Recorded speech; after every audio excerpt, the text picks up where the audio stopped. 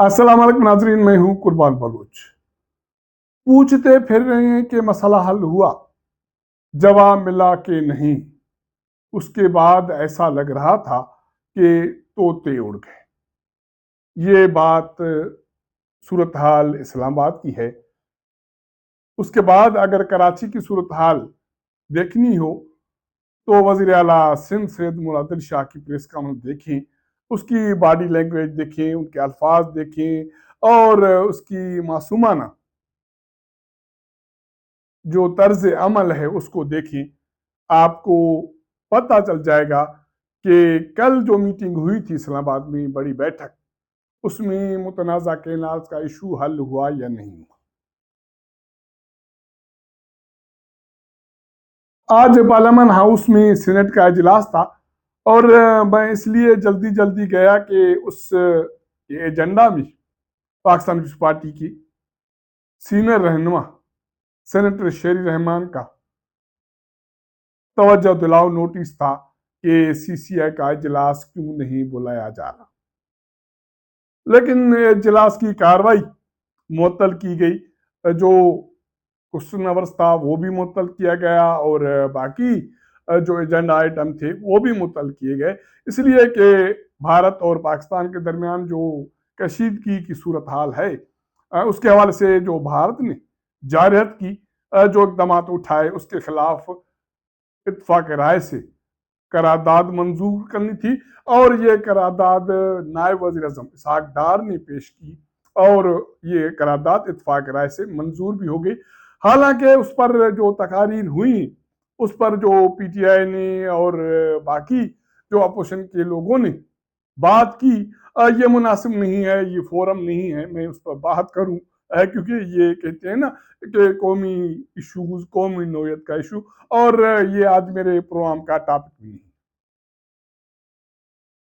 इस तरह ये सेनेट की कार्रवाई, रिजोल्यूशन, उस पर डिबेट, ये सारी चीजों पे खत्म हो गई। मैं निकल रहा था तो हुक्मरान जमात मुस्लिम लीग नून एक सेनेटर मिल गया और देखते हुए पूछा कि केनाल का मसला हल हो गया। तो मैंने जवाब दिया कि नहीं। वो हक्का बक्का हो गए और मुझसे पूछा कि क्यों।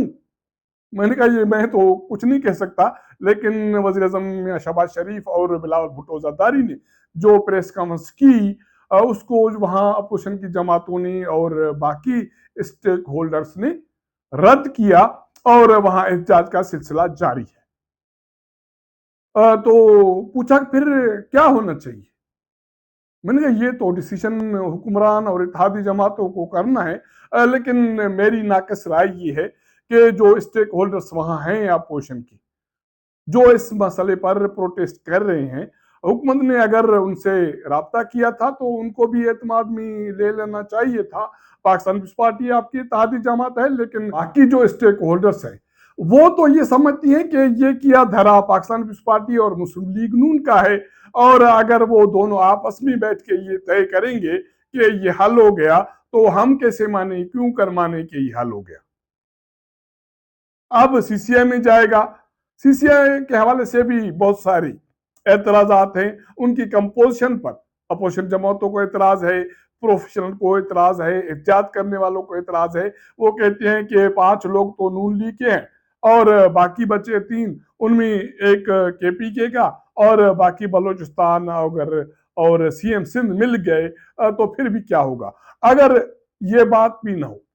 और वजीर अजम ने जो कहा कि इतफाक राय से, मुशावरत से हल करेंगे, तो वो मुशावरत, इतफाक राय, जो फैसला वफाकी हुकूमत ने किया, क्या दोनों जमाती एक मरतबा फिर उसी को इंडोर्स करेंगी, या इस मामले को जैसे मैंने कल कहा, या मुझे सुनाई दे रहा है कि इस हवाले से सीसीआई में सदर को कोई कमीशन बनाने की सिफारिश की जाएगी। इस तरह इस मसले को लिंगर ऑन किया जाएगा ताकि सिंध में जो एहतजाज का सिलसिला है, या प्रोफेशनल या सियासी जमात इत्तेहाद कर रही हैं, उनको लंबा किया जाए।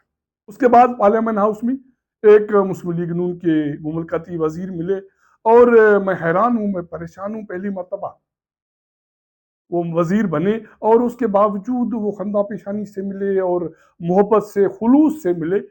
तो मैं सोचने लगा कि क्या हो गया। फिर मुझे बात याद आई कि वो बुग़्ज़ माविया के हवाले से मुझे मोहब्बत में मिले।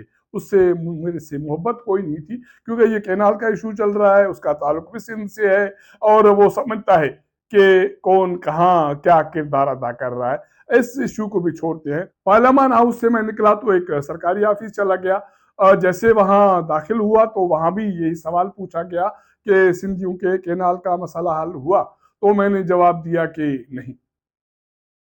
तो फिर कहने लगे यार खुदा को मानो, आप सिंधी कहाँ मुतमईन होंगे। मैंने कहा सिंधियों को छोड़े,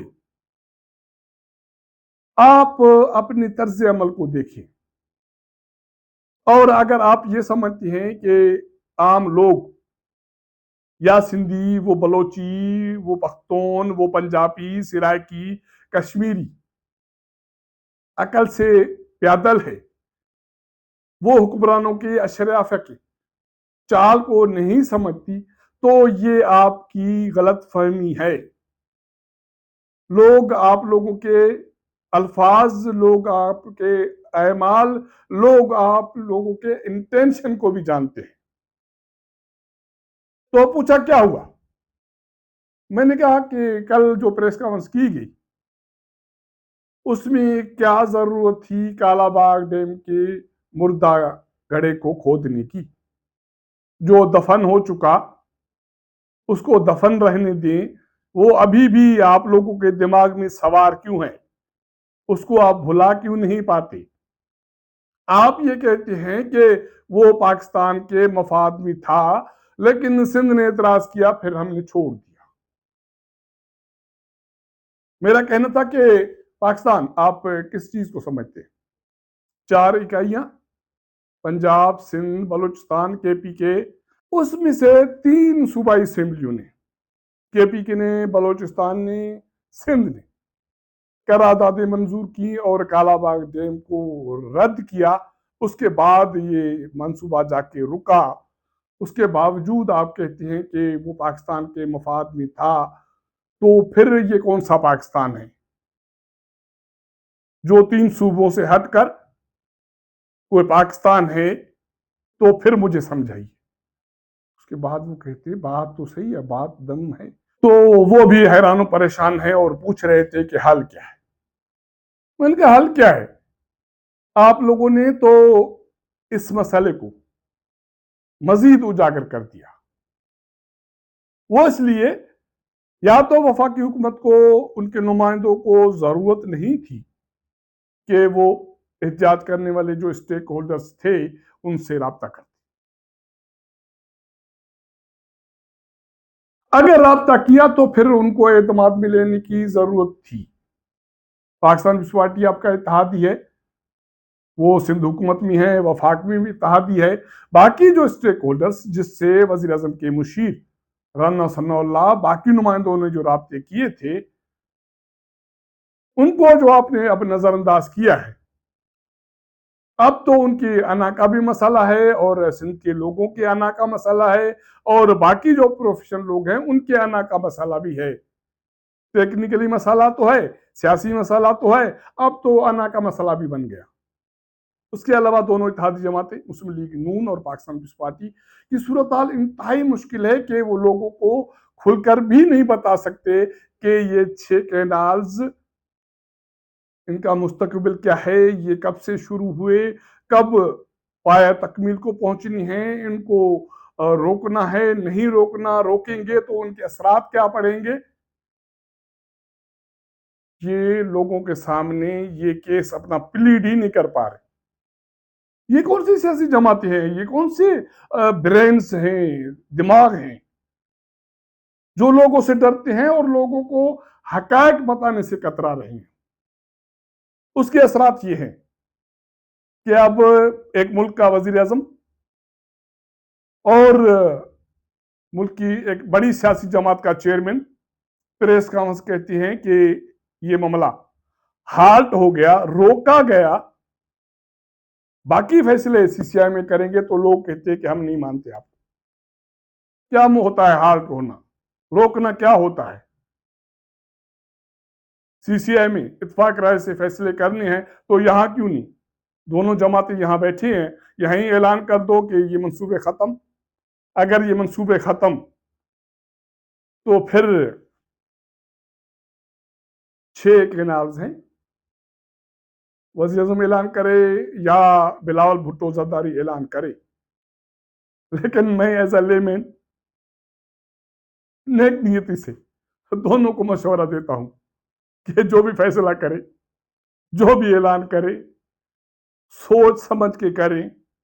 ऐसा ना हो ऐसा ना हो कि कल की प्रेस कॉन्फ्रेंस के बाद दोनों जमातें जिस तरह फंसी हैं, आगे चलकर जल्दबाजी में बगैर सोचे समझे स्टेक होल्डर्स को एतमाद लिए बगैर कोई आप लोगों ने फैसला किया तो उसके असरात मजीद संगीन हो सकते हैं, ये मैं आपको खबरदार कर। अगर मेरा ये व्लॉग आपको पसंद आए तो अपने दोस्तों के साथ जरूर शेयर कीजिएगा, अपना फीडबैक दीजिएगा। आपके साथ मुलाकात करेंगे अगले प्रोग्राम में, तब तक इजाजत दीजिएगा। अल्लाह हाफिज।